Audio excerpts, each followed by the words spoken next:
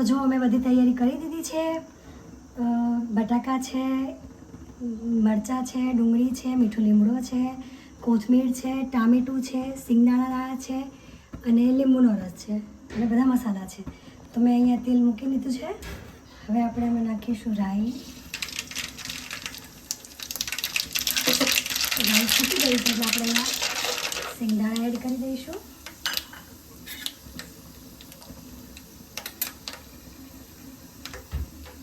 સિંગદાણાને આપણે સાતરવાનો છે.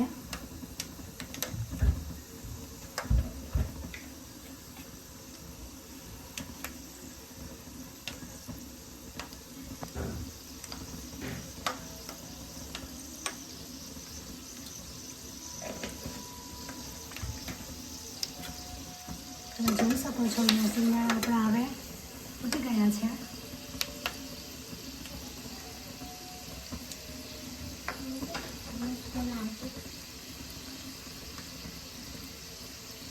સિંગદાણા ફૂટી ગયા છે એટલે આપણે નાખી દીધી છે હિંગ 1 ચમચી. હિંગ નાખ્યા પછી આપણે નાખીશું લીલું મરચું. પછી આપણે અહીંયા નાખીશું મીઠા લીમડાના પત્તા.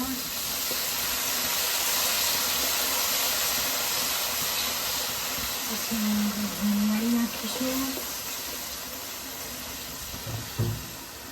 આપણે અહીંયા ડુંગળી નાખીશું ઝીણી સમારેલી.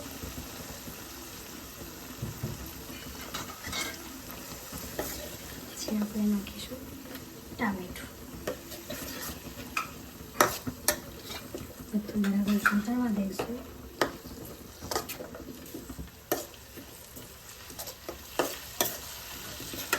હવે આપણે આની અંદર સૂકા મસાલા નાખીશું. 1 ચમચી મીઠું, 1 ચમચી હળદર પાવડર, 1 ચમચી ધાણા જીરું પાવડર,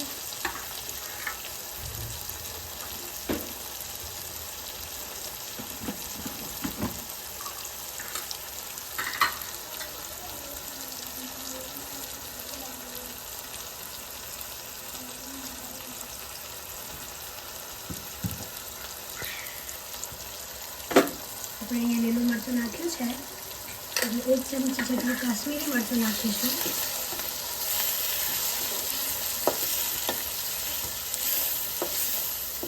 તમે જોઈ શકો છો આનું કલર ટેક્સચર બહુ જ ફાઇન આવ્યું છે.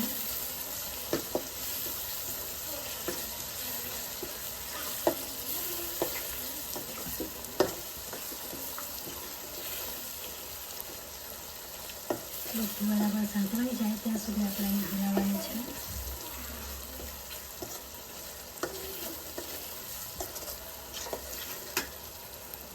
જો આપણી લસણ ડુંગળી ને બધું ટામેટું બરોબર ચડી ગયું છે. જો આપણું બધું હવે આ સરસ સાંતળાઈ ગયું છે તો મેં આમાં બટાકા પહેલેથી બાફીને રાખ્યા હતા. બટાકા નાખી દઈશું આપણે.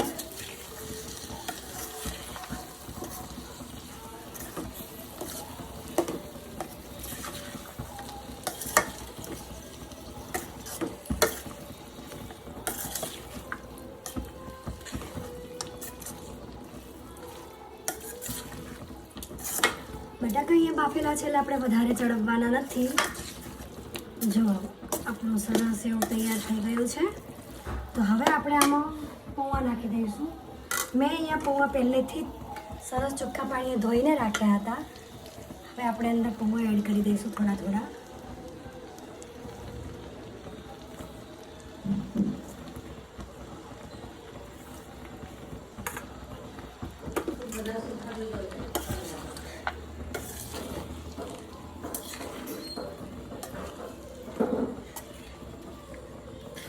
એકદમ છોટા છોટા પૌવા તૈયાર થશે આપણા અહીંયા.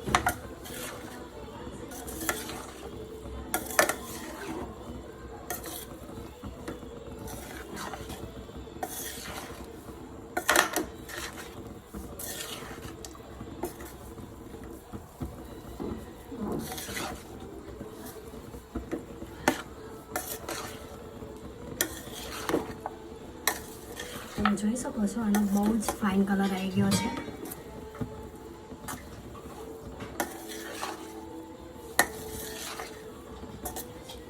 અને કમેન્ટમાં જરૂર જણાવજો કે તમને અમારી રેસીપી કેવી લાગી, એટલે મને નવા નવા વિડીયો બનાવવાનું પ્રોત્સાહન મળે.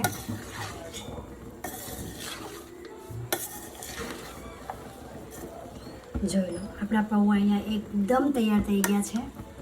હવે આપણે પૌવાને છે ને ઉપરથી ઝીણી સમારેલી કોથમીર નાખી દઈશું. અને મેં અહીંયા લીંબુનો રસ કાઢીને રાખ્યો હતો, પણ આપણે ગેસનો સ્વિચ બંધ કરી અને પછી પાછળથી નાખીશું એટલે શું છે લીંબુનો રસ બળે નહીં. લીંબુ હંમેશા પૌવા હોય કે દાળ હોય પાછળથી જ નાખવાનું. પાછળથી નાખો ને તો લીંબુની ફ્લેવર બહુ જ સરસ આવે છે. તો હવે તમે અહીંયા ગરમા ગરમ પૌવા ખાઈ શકો છો. કેવા લાગ્યા તમને કમેન્ટમાં જરૂરથી જણાવજો. જય Shri Krishna guys, bye bye.